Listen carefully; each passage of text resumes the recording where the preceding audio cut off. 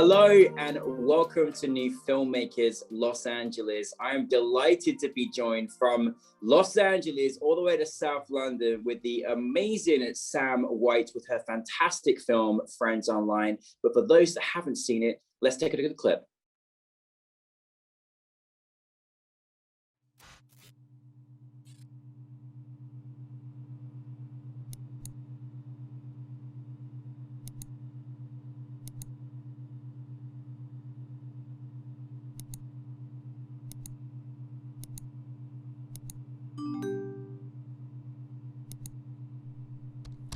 Hey babe, you're back. I was getting worried. What's new with you? Sam, I'm so happy to be reunited with your film and thank you for joining us today. As you know, I absolutely love your film, but for those that haven't seen your film, tell us a brief synopsis. Oh, well, it's a short dark comedy about an online predator who's a bit clueless at it and is trying to get his favorite young online friend Ellie to share the pictures that he wants, but he really should ask himself who is online because you never truly know. Well, it's yes, and now you got to watch it because that was it makes me want to watch it after that, and I've seen it 3 times. So listen, this I'm so happy you made this film because I don't think we speak about this particular subject enough. And I know you took it from a sort of dark comedy element, but there's a lot of horrible situations that take place across the world with online. But you put it in such a beautiful artistic way and a way that was hard to watch because it was dark, scary, and a little bit comedic at times. Where did the inspiration come for you in creating this story and kind of the avenue in which you took it?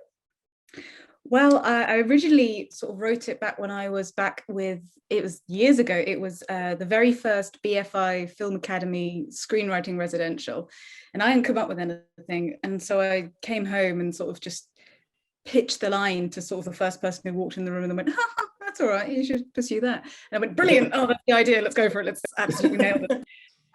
Yeah, and then a good few years later, I went to film school in Paris, and that's where I really sat down and fleshed it out and went, this would be cheap to make. That was kind of, I know it doesn't sound the most creatively like, woo, but it was true. It was something that could be nonsense, but also fun and emotional and cheap. And that was the winning combination for me. Yes. Yeah, and I loved the absurdity of the situation and this idea that, you've got people who are very, I mean, I'm trying not to spoil it for those who haven't seen it, but you've got some characters who are very invested in their personas, others less so. And I think weirdly enough nowadays, I mean, with the pandemic, it kind of took on a new slight element that wasn't there before.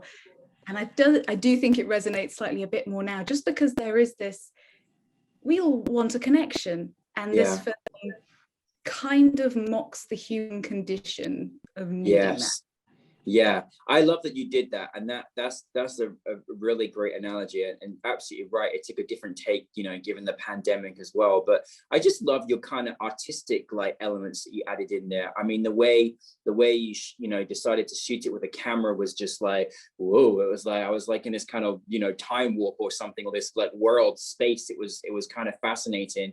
And then the colors that you used as well, like it was just the kind of little rooms. It was like these little intricate sort of like, I don't know, like upside down world or something kind of element to it. It was really cool to watch. Again, I think it's great when you got a really great idea and you can make it where it's inexpensive. That's always a really, really good start. I'm just curious in terms of like either during production or post-production, what was kind of the most sort of like challenging element for you? Oh, well, I think definitely post was the one that I hadn't quite anticipated the most. Everything, the online chat that you see was completely created in post. So wow. Yeah, so that was the thing. We did have plans otherwise, but it was a student film and it was made with students, and I'm not the most illustrator whiz kid, so it was kind of a labor of love with me and my editor Marta Biancheri, who was also DOP, and we kind of, that's why I sort of brought her on back as editor, because she's very good at that. But also there was we were able to talk about it and just understand each other. There was like it needs more zzz, and you go, oh yes, the zzz. Yeah, it was very kind of like that. It wasn't having to sort of go through all that, but it was interesting. I think also building the set was very interesting. Everything it looked great what you did build. It was amazing to look at. Well, it's all one room. And what we did is we had, so the first day and a half was the main guy, and then secondary important antagonist, secondary character, sort of the second half. And then the third day, we just tore the whole thing down and then would build a kitchen and then pull that down and then build an office and then pull that down. So it was all very planned, but there was a lot of fun in the mayhem. It was really kind of, there were lovely little moments, and other people got to come in and watch others. Because the whole thing is essentially a silent film, really. I mean, if you take away, exactly, the dialogue and stuff, it was, and we filmed it in Paris. It was very interesting because only one of the actors isn't French. There is very much the sort of mime culture, and they really give, and it was lovely. It was, every single sort of part had its struggles, but that's the beauty of the process, and we just had fun with it, really fun with it. Yeah. How wonderful to film in Paris, and what I love that, just going to a different country and experiencing the world there, and just, learning, over there must have been amazing as well. But what I was curious about too, like how do you, Sam, from a directorial standpoint, how do you go directing some of these characters? Did you kind of do you let people play? Did you kind of get quite involved? How was that process of directing? Because obviously they've got, they're very distinctive characters in a very small period of time. Yeah, no, I mean, it was, so I used to be an actress myself. As a teenager, I was an actress. I did a couple of, mainly in the UK, sort of a couple of films and TV and stuff. And so being in that situation and knowing the process, they did feel kind of like a very, like, you can trust me, guys, it's okay, like, I get it, I know it, And to be honest, I mean, we did a lot of improvising and casting and just upping it. It was very, I mean, one of my favorite moments is the woman who plays the mother in the film. Yes. Just went for it in the audition. She just, I sort of suggested, like, would you ever so troubly mind, please, just if you don't mind. And she's going, oh, please, let's just, it was extremely, no, but there was always room to play and push. And we had sort of rehearsals beforehand where it was more of a read through, and it was kind of like everyone was slightly back to back talking to each other, but at the same time getting a sense of each other. So there was that real, everyone wanted to outgross each other, and I was all up for that. I thought that was that's amazing. Yeah, it was great, because obviously when we were on set, they couldn't act off each other. They were all being filmed individually due to, that's the best way we could schedule it. So it was basically, if in doubt, go for it, and we'll try and pull you back if necessary. But it was, again, it was playing, my God, it's dream job, I mean, it is definitely from an acting perspective, and I think it's really great because, with your experiences as an actor, you really got to sort of, you can really empathize with all their roles. You want to give them something really meaty and exciting, which you did. I'm a great lover of French film, and I actually think, French actors really, know how to delve into a character beyond, and it's quite amazing. So it's no surprise that really existed in your film too. I'm just curious, like, from your perspective, what was the experience like, being in film school in Paris and, coming down, how was that experience for you? Yeah, well, I mean, I knew that I wanted to sort of jump into filmmaking instead of just sort of pursuing in acting. I don't know, I just sort of not fell out of love with it, but more kind of went, no, this is where definitely more I see that continuing. I also wanted a challenge, and I thought, okay, I could go to London, I could go thing, but I kind of want to grow up a bit and just have I wanted a shock to the system, and I certainly got that going to Paris. It is not an easy city, but it's a beautiful, amazing, fabulous place. And just, going to an international school there, meeting all sorts of people, having working there as well, learning, developing language and stuff. And it was also nice because it wasn't like everyone while I was there said, like, oh wow, this is a very UK comedy. You want everyone to be uncomfortable. I'm like, yeah, it's like Black Mirror, but lol, you know, it's kind of a bit of but a bit exactly. of a take like that. Yeah, so it was kind of nice to have sort of people really challenge the humor sometimes, and challenge that, and introduce other things and other international cinema. So it was really in itself a project of me. I was working on improving and bettering and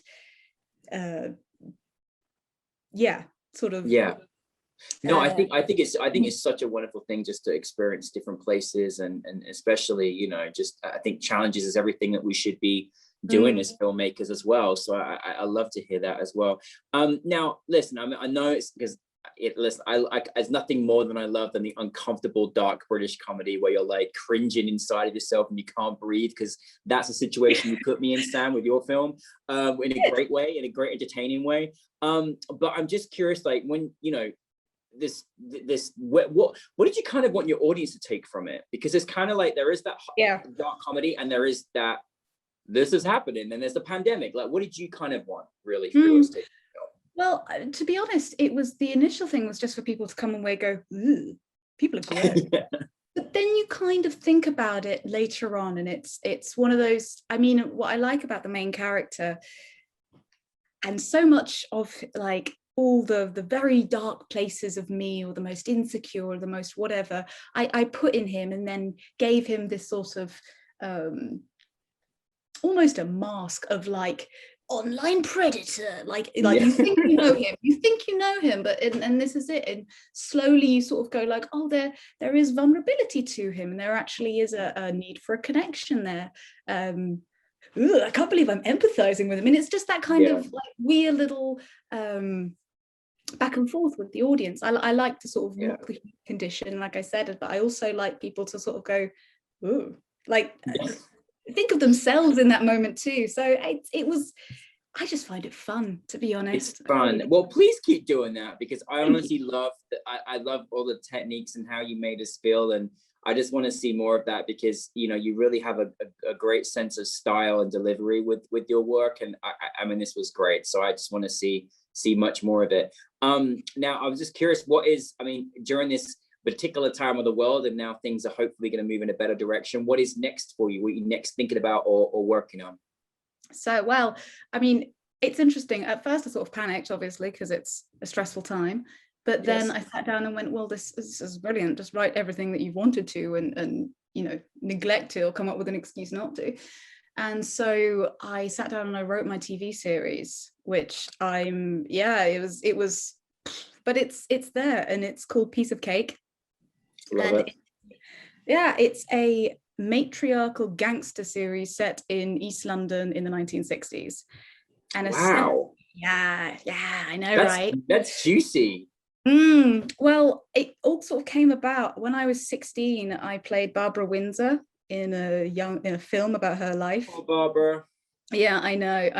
No, absolutely. And she was just a wonderful woman, like not just like beautiful and charming, absolutely, but so smart, so switched on. She knew what was happening before you even walked in the room. There was a total, like a savvy, like a real, okay, I've got this. And she knows what people want and what makes people feel comfortable. And I find that such an interesting character. So I've kind of, again, taken some deep, dark moments of me, or things I'm unsure of, taken that kind of the prestige of Barbara and sort of and a lot of other sort of older women in my life, and come up with this character called Maggie Deeks, who's the Duchess of the East End. And it's all about how, after her husband dies, who everyone thinks is the leader of the gang, it's secretly her, always has been. It's kind of more, how does she dominate this gang and lead this gang in a very male-dominated environment? But it's kind of like if you were to take the Carry On series and Frenzy, maybe a touch of Peaky Blinders and like Belle de Jour, and then you just sort of mixed it up. That's kind of where we're going. It's going to be fun and campy, but equally gory and dramatic. So yeah, I'm already on season 3 of it. Trust me. Good. This is amazing. I'm not. This is great. No, This is great. I mean, this is great. I mean, this is like, I mean, I'm already invested into this. This is a wonderful idea, and oh, I can't wait for that. And that's great. Well done, Sam. Damn, I can't wait to see that. You know, it's really, really, really great. And I think it's definitely something that, you know, we need to see. You know what I mean? We haven't really had this dynamic of character, and you know, going back to that time period as well. It's very different in East London during the 60s and such. So, you know, this is to be very entertaining. So congratulations on that. Well, one of the things I'd love to ask you, I mean, obviously, you know, you've got so much more of your, you know, career ahead of you, but is there kind of anything that you sort of learned about your career thus far, or things you may have learned from this particular project that you could kind of share with our filmmaking audience? Yeah, I mean, it's interesting. The idea of jumping from like actress to filmmaker, there were certain, like what I came across, especially in film school, which I sort of have since gone, oh, the real lesson was there all along, is this idea that you have to be a certain type of filmmaker or be really strong at one certain type, like camera, for example. You have to be Mr. Lens, you know. These are elements, of course, that you know, should educate yourself on and thing, but it's start where you're comfortable, go explore other avenues, but don't be afraid. Like for mine is character and story, and the rest will come. Just surround yourself with the good people and the helpful people. And I know everyone says that, but it's true. So I hope to just keep doing that and try my luck, eh? Hey, you're doing well so far. This is very, very exciting, and you know, and I think, you know, no one should have to put you in a box or a certain way, you know. But but no, listen, what you gave with us in just this, you know, short film was enough to have us wanting more. So I just want to say thank you, Sam, for making it. I hope we get to bring it to Los Angeles and everything else someday with more of your films. But really, thank you for bringing Friends Online to us, and I will never forget it. It will come to me in my nightmares and my dreams, you know. Great. So that's a good thing. There you go. Job is done. Thank you so much. This was lovely. Thank you for having me. Thank you, Sam.